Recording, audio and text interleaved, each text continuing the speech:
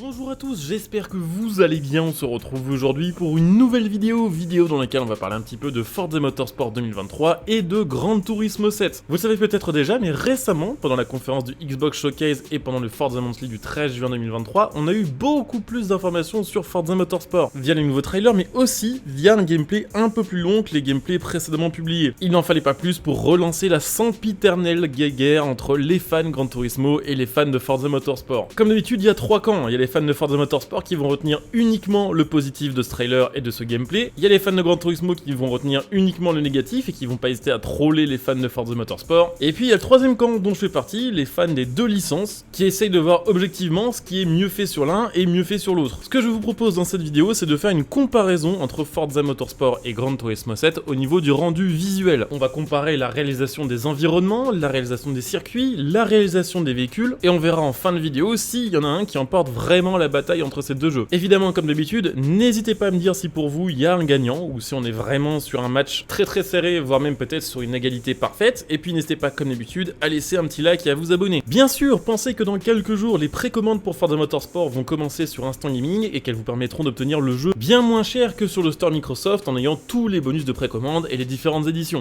Donc n'hésitez pas, si vous avez envie d'acheter ce jeu ou d'autres jeux, à les prendre via mon lien Instant Gaming. Vous le trouverez sous cette vidéo, ça vous permet de soutenir ma chaîne gratuitement tout en vous en profiter d'économie. Maintenant, il y a deux trois petites choses à préciser au niveau de la comparaison entre ces deux jeux. D'un côté, on a Gran Turismo 7 qui est déjà sorti, il est sorti en 2022 sur PlayStation 5 et sur PlayStation 4. C'est donc un jeu cross-gen et même sur la version PlayStation 5, il n'y a pas d'utilisation du ray tracing. De l'autre côté, on a Forza Motorsport qui est un jeu uniquement next-gen, il ne sort pas sur Xbox One mais que sur Xbox Series et sur PC, et ce jeu met beaucoup en avant l'utilisation du ray tracing en jeu. Ce qu'il faut savoir, c'est que d'un côté, on va comparer des images enregistrées sur Gran Turismo 7 à un trailer réalisé par Microsoft. Et ce qu'il faut savoir, c'est que déjà, si vous faites l'expérience de votre côté de capturer un jeu, vous verrez déjà qu'il y aura une petite perte de qualité entre ce que vous verrez sur votre écran quand vous jouez et le résultat de la capture vidéo. C'est normal, il y a toujours des pertes lors de la capture d'une vidéo due à l'algorithme de compression. En plus de ça, si vous la réuploadez sur YouTube, vous verrez qu'il y a là aussi une baisse de qualité entre la version de votre capture stockée sur votre PC et la version sur YouTube. D'un côté, on va donc comparer Gran Turismo 7 sur un gameplay que j'ai enregistré directement sur ma console et que j'ai publié sur YouTube, et de l'autre côté, un gameplay capturé par Xbox, uploadé une première fois sur YouTube, que j'ai retéléchargé, que j'ai ensuite re-rendu et réuploadé pour faire cette comparaison. Donc clairement, le gameplay Microsoft pour Forza Motorsport, il a subi beaucoup plus de baisse de qualité que mon gameplay Gran Turismo, ce qui lui donnera malheureusement un rendu graphique un petit peu moins précis que celui de Gran Turismo, même si en gros on verra le principal, mais il faut simplement faire le petit exercice d'imaginer que ce gameplay sera beaucoup plus net et beaucoup plus précis. Autre chose, si je dis pas de bêtises, le gameplay de Forza Motorsport a été enregistré, si je dis pas de bêtises, sur Xbox, donc il y aura la version PC, dont on n'a pas encore vraiment vu d'image, et qui probablement sera un peu plus jolie sur Xbox si vous avez un bon PC. Faut pas oublier que pour ceux qui ont une tour très haut de gamme, vous pourrez probablement jouer en 8K à 120 FPS avec beaucoup plus de détails. Et puis dernière chose, faut pas oublier qu'en bas du gameplay de Forza Motorsport, il y a une petite phrase qui dit que le jeu dans cette version-là ne représente pas la qualité finale du produit de Forza Motorsport. Ce qu'il faut comprendre par là, c'est qu'il y aura peut-être des petites améliorations au niveau des graphismes d'ici la sortie du jeu, mais ce qu'il faut aussi et surtout comprendre, c'est que 90% de ce qu'on a sous les yeux, ce sera le jeu final. Ah, et puis dernière chose aussi à préciser quand même, c'est qu'au niveau des gameplays publiés sur Forza Motorsport, la plupart des véhicules utilisés ne sont pas disponibles sur Gran Turismo 7, à part la Nissan 400Z. Le reste, j'ai essayé de prendre des voitures qui s'en rapprochent, comme par exemple la Corvette C8 à la place de la Corvette C8 E-Ray, ou la M6 de GT3 plutôt que la version M8. Donc c'est pas tout à fait les mêmes voitures, c'est d'ailleurs pas tout à fait les mêmes circuits non plus, puisque du côté de Forza, on a en vidéo là aussi que des circuits qui sont disponibles sur Forza et qui ne sont pas disponibles sur Gran Turismo, ce qui les rend quand même relativement durs à comparer image par image. Bref, je vous le disais, on va commencer par parler un petit peu du rendu des circuits et de l'ambiance en course. Évidemment, on refera un test de tout ça une fois que Forza Motorsport sera sorti pour pouvoir vraiment juger la qualité finale. Mais de ce qu'on a pu voir dans ce gameplay et de ce qu'on peut voir sur Gran Turismo 7 actuellement, il y a quand même clairement un gagnant ici. Et pour moi, ce gagnant au niveau de la réalisation des circuits et au niveau de l'ambiance de course, c'est Forza Motorsport. Honnêtement, les deux jeux sont très beaux, mais il faut quand même avouer que du côté de Forza, le niveau de détail, le niveau de rendu de la piste est tout simplement un peu plus élevé, que ce soit pour la qualité de l'asphalte, que ce soit pour les reflets sur les différentes textures de la route, les différents matériaux qui peuvent être au sol, que ce soit le goudron du circuit ou que ce soit par exemple les vibreurs en plastique ou les arbres aux alentours, mais aussi pour la qualité et la densité de la végétation. C'est vrai que sur Gran Turismo à ce niveau-là c'est très simple, ce qui donne probablement pour le coup un rendu plus naturel à Gran Turismo, mais c'est vrai qu'au niveau de la végétation, au niveau des décors autour du circuit, au niveau de la vie en tribune, c'est vraiment mieux sur Forza Motorsport. Après c'est tout à fait logique parce que justement ils ont vraiment mis l'accent là-dessus. Rappelez-vous dans les précédents trailers, les premières informations qu'on a eues sur Motorsport, ça a été très mis en avant, que ce soit le fait d'avoir tout rescanné au laser pour refaire toutes les textures des circuits, que ce soit la quantité de piétons qui est augmentée dans les tribunes, leur attitude, les feux d'artifice, les différentes attractions et on va dire toute la vie qui est autour du circuit, c'est quand même beaucoup mieux du côté de Forza. Après, il y a quand même quelque chose qui est mieux fait à ce niveau-là sur Gran Turismo 7, c'est le rendu des couleurs qui est beaucoup plus naturel et beaucoup moins saturé et explosif que sur Forza Motorsport. Du côté de la réalisation des voitures, au niveau de l'extérieur, je dirais que c'est une égalité quasiment parfaite entre les deux jeux. On est en 2023, ces deux jeux-là sont quand même des gros jeux, donc c'est tout à fait normal que les voitures soient bien modélisées, mais je dirais que parfois c'est avantage pour l'un et parfois c'est avantage pour l'autre. Si on compare par exemple la Nissan 400Z, sur certains plans, je dirais que les jantes sont mieux réalisées sur Gran Turismo que sur Forza Motorsport. Elles ont l'air d'être plus réalistes, d'être plus travaillées au niveau des différents types de textures et de différents matériaux qui la composent. Mais si on compare d'autres photos où on a des gros plans par exemple sur la Corvette C8, bah d'un côté sur Gran Turismo on a des disques de frein qui sont vraiment très lisses, qui font presque plastique, et de l'autre on a des disques de frein sur Motorsport qui ont l'air beaucoup plus réalistes, qui ont l'air d'avoir été usés, et c'est d'ailleurs je trouve même assez impressionnant à quel point c'est bien fait et à quel point ils sont allés chercher loin dans ce genre de détails. Je vous le disais un peu plus tôt dans cette vidéo, le gros problème c'est qu'on n'a pas tout à fait les mêmes versions de voitures sur les deux jeux, donc c'est quand même difficile de les comparer, mais je dirais que au niveau de l'extérieur, franchement sur les deux jeux on a des belles voitures, les différents matériaux sortent très bien, et pour citer d'autres détails que je trouve mieux faits sur l'un ou sur l'autre, voici un petit exemple. Si on prend la 400Z et si on regarde ses phares, je trouve que éteints, ils sont mieux réalisés sur Gran Turismo, on voit mieux les différentes LED et on voit que c'est beaucoup plus précis tout simplement que sur Forza Motorsport où ils ont dû gagner un petit peu de temps avec la modélisation de ce genre d'item. Par contre, une fois allumé, je trouve que le rendu visuel de la voiture est meilleur sur Forza Motorsport, déjà parce que ça éclaire mieux, ce qui est quand même assez appréciable. C'est vrai que sur Gran Turismo, à moins d'être en pleine nuit, les phares sont quand même un peu sous-puissants et on a un peu de mal à distinguer parfois, alors que là sur Motorsport on a une lumière qui a l'air d'être un peu plus puissante, un peu plus bleutée aussi parce que c'est des LED sur la 400Z et ça semble indiquer que full stock les différentes voitures auront un éclairage qui correspondra au type d'ampoule utilisée sur la voiture. Je sais que sur Gran Turismo c'est customisable, mais si c'est un détail qui est fait d'origine sur toutes les voitures de Forza Motorsport, ce sera pour moi un avantage. Donc en ce qui concerne la modélisation extérieure, je pense que vous serez d'accord avec moi, les deux jeux sont très beaux. Par contre, modélisation intérieure, il y a pour moi un grand gagnant, c'est Gran Turismo 7. Alors je sais bien que sur Forza Motorsport il y a du ray tracing, ce qui fait que les différentes surfaces dans la voiture rendent beaucoup mieux, que ce soit le plastique, le carbone, le cuir. Les reflets sont juste plus jolis sur Motorsport, mais les textures sont tellement simples, ça manque vraiment de profondeur. Sur Gran Turismo, on voit vraiment une attention particulière qui a été portée à la réalisation de chaque bouton, à la réalisation du système d'affichage de tête haute, à la réalisation des compteurs aussi en utilisant la bonne police d'écriture. Je sais que c'est un détail, mais là on parle vraiment de détails.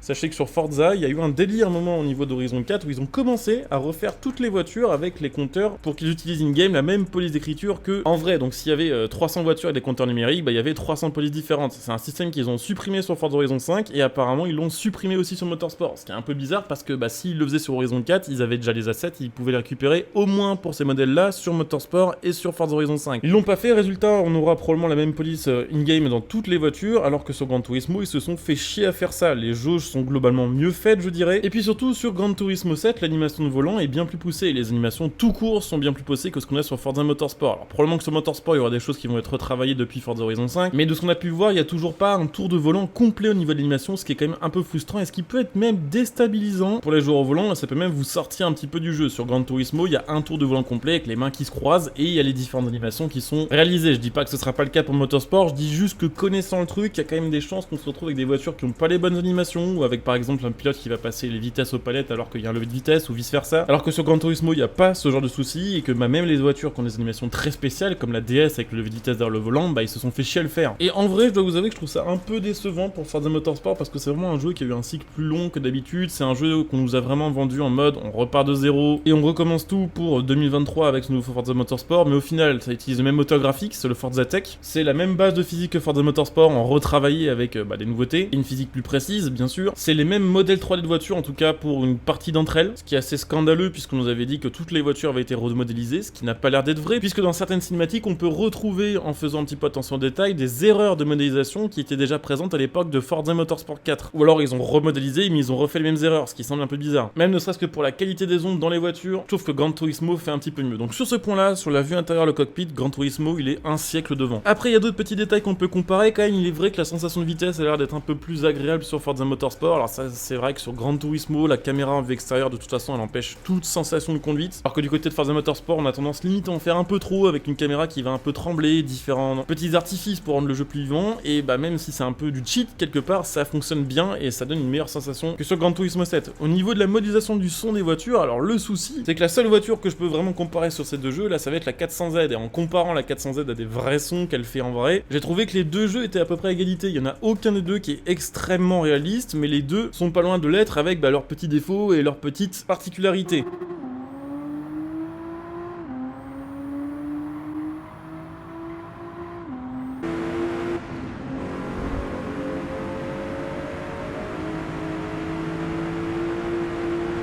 Donc, pour conclure, qu'est-ce qu'on peut dire? On peut dire que de toute façon, ce comparatif, il faudra le refaire une fois que Forza Motorsport 8 se sera sorti, sur PC avec les qualités au max, pour voir vraiment ce qu'il a dans le ventre. Dans tous les cas, ça va être un beau jeu, n'en déplaise aux rageux qui disent que le jeu est digne d'une PS3, les gens qui disent ça, vraiment, vous êtes de mauvaise foi, comme rarement j'ai vu ça. Il y a peut-être des choses qui sont décevantes, parce que voilà, on s'attendait tous à peut-être l'utilisation d'un nouveau moteur, ou à vraiment une refonte graphique complète, alors qu'au final, c'est plus ou moins les mêmes graphismes que de Forza Motorsport 7, mais avec plein d'améliorations, avec l'utilisation du ray tracing, avec des nouvelles textures, qui fait que oui, c'est plus beau, mais on n'a pas vraiment de wow effect. Et puis dans tous les cas, Gran Turismo 7, ils sont quand même très forts chez Polyphony, parce que Gran Turismo 7, ils arrivent à avoir un résultat graphique très correct sur un jeu qui n'a pas été pensé que pour la next-gen et qui est lui déjà sorti, qui, si je dis pas de bêtises, en développement depuis aux alentours de 2014-2015. Donc avec des technologies peut-être pourtant sur le papier un peu inférieures et un peu plus vieilles que celles de Forza Motorsport, et je trouve que globalement ils s'en sortent très bien. Donc si vous voulez du froid, du sobre, du clean et du propre, go Gran Turismo Sport, et si vous voulez quelque chose d'un peu plus vivant, d'un peu plus fun, coloré et plus next-gen,